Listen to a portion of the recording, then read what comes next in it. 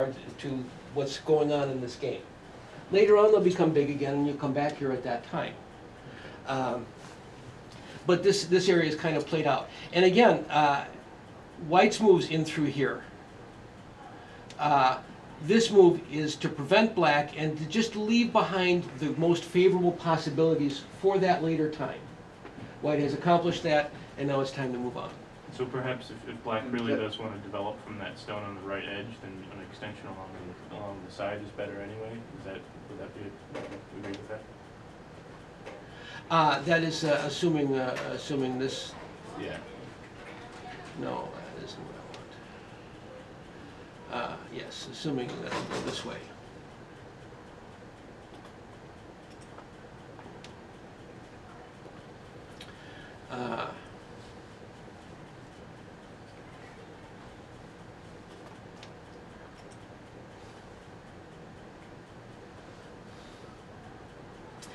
We'll just, since this area's played out, we'll just revert to big Fuzeki moves. Okay. So as Black probably wouldn't have played the 3-4 point? This one here? Yeah, if we go back 2 moves. No, that move I think Black is going to play. Yeah. This is kind of a response to this one. Right. Okay. This is part of the strategic engagement. Once White is here, if White turns here and Gets Black to is play forced to that. answer That's right. over here, then White pincers over here, and this entire zone is converted into White's domain. Mm-hmm. So that isn't something that White is so happy to see. That is right. That Black is so happy to see. So Black will probably answer this move here, and then that's the end, and we move on. Okay. Uh-huh. Oh. Uh-huh. So this area is being left completely incomplete. This stone hasn't been addressed yet. Yeah, I thought it was tactically complete, but your whole point about strategically being complete, and now once Black's on the bottom, it doesn't look so tactically complete even. Uh-huh.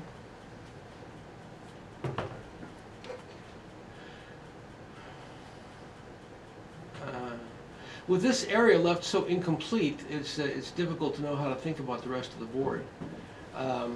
In any event, since this is really a position of weakness, not a position of strength, to make a kind of wide extension like this seems to be thinking the wrong way.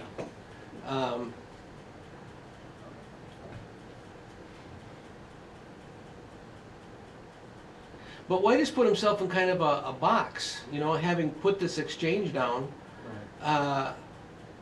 White is not really wanting to think in terms of anything so defensive as this move, and yet, you know, I suppose that White is kind of caught with some necessity to do something a little bit wide. But something like this would seem to be appropriate. With this here, the idea now is if Black comes from this direction, yeah, now White will just suck the stone up. And if Black has any kind of plan, whatever it may be, to move this stone out, now White stabilizes this stone and he only has to worry about one stone. So that, but you know, having committed to these stones, White has made this a difficult game for himself. His good moves have gone away. On the other hand, from Black's perspective, when White plays wide, instead of playing a tight pincer like this, I would play this one. I think that's the point that both sides want in this area. If White plays here, you can defend the stone or drop the stone. Either way, it's not a problem. But by pincering White here, now definitely this stone is destabilized and this stone is destabilized. I mean, these stones are still weak. And so White is just making things worse and worse. The thing about the close pincer is it's more severe, but at the same time it makes it easier to drop the stone. From White's perspective, I think I would just accept that.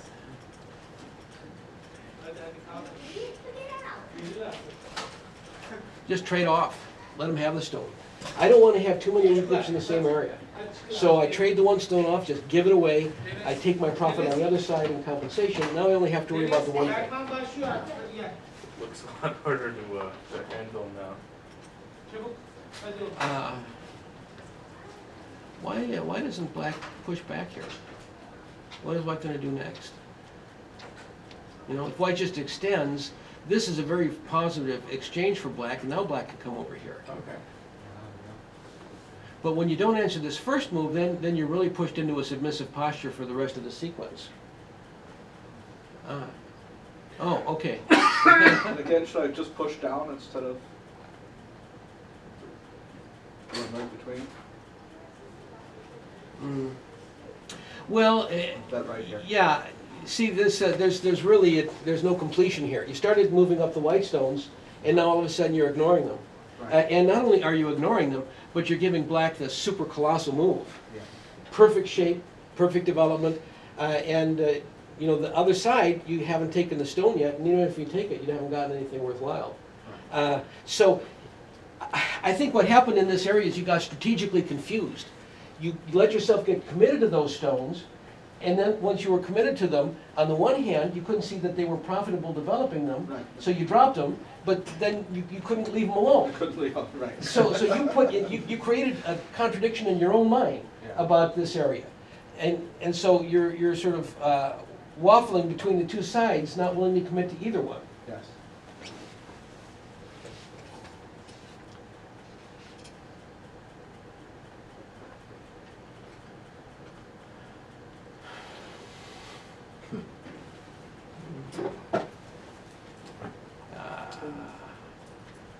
I think I'd push one more time myself.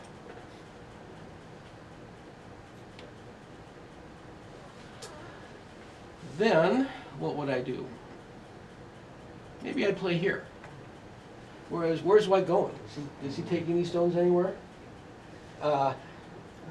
Black actually played the wrong point, I think. If he plays here, these stones are handcuffed.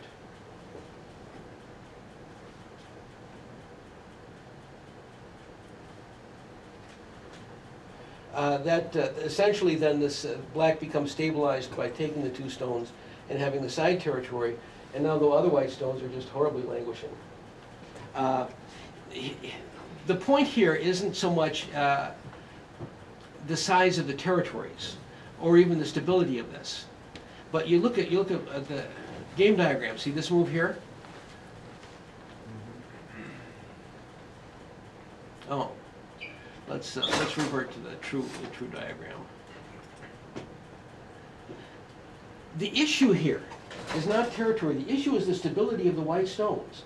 By playing this way and linking through and having that black stone pressed up against the white strength, white has stabilized the stones. Black has utterly failed here.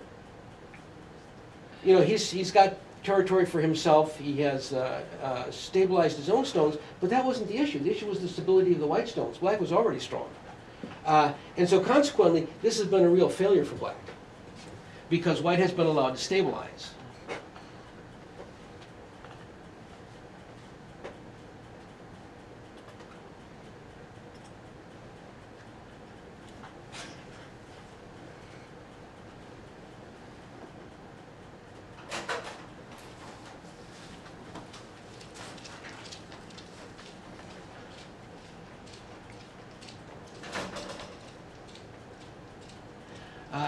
Actually, this sequence has left white less stable than he was in the other diagram. The other.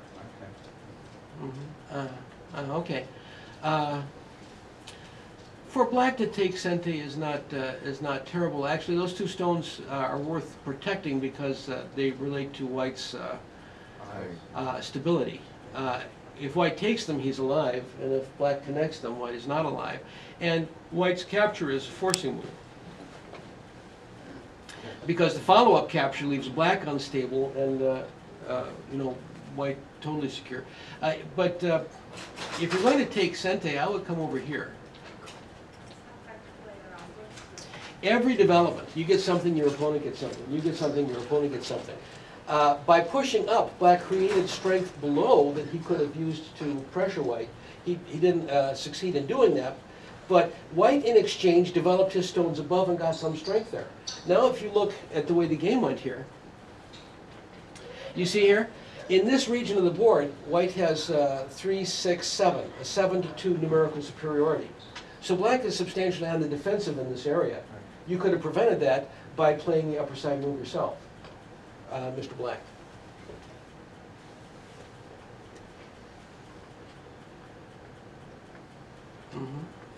Okay, nice point. And I started to realize that I better not have another weak group, so I Uh-huh. decided to make stable over there.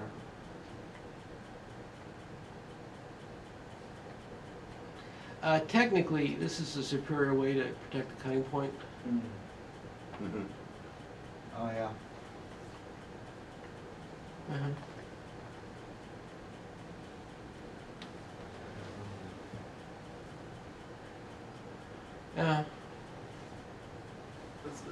I thought this move was okay, now that's why I moved to the left and didn't do the top part. Then I actually didn't think of the middle, like the white stones I didn't think they were that stable. Mm-hmm. Well, yeah, I mean, while white has numerical superiority, it doesn't mean like black's in any horrible danger, particularly. And this is a good calm answer. You create mi out of this move pressing down on white over here, and you set up this move over here.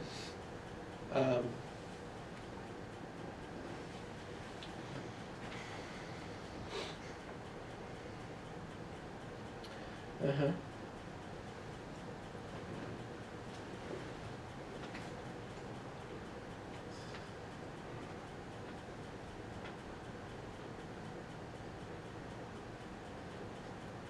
I don't like these moves. They don't particularly gain that much for white, and they help black out a little bit more. What if white just keeps walking?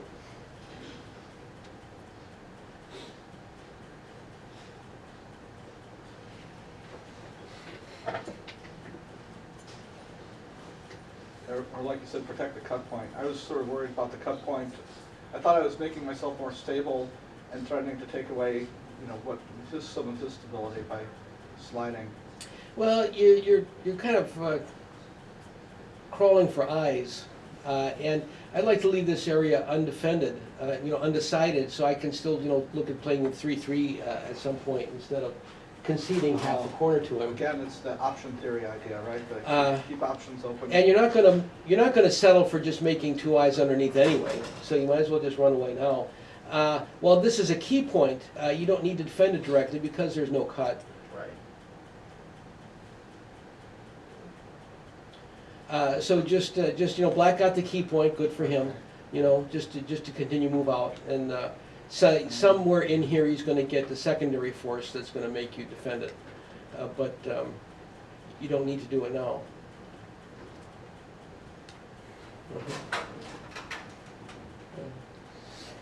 Well, why aren't we standing here? That's my schizophrenia again, I guess. Uh-huh. I didn't have enough weak groups on the board. I wanted to create another one.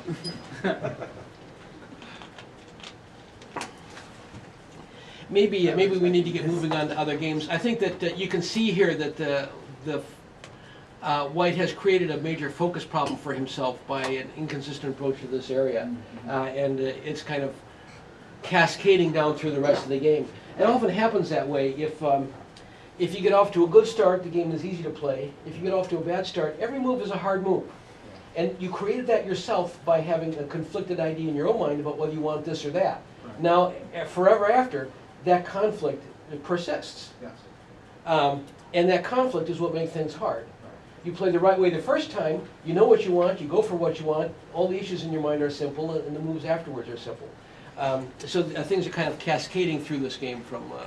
Now, this happens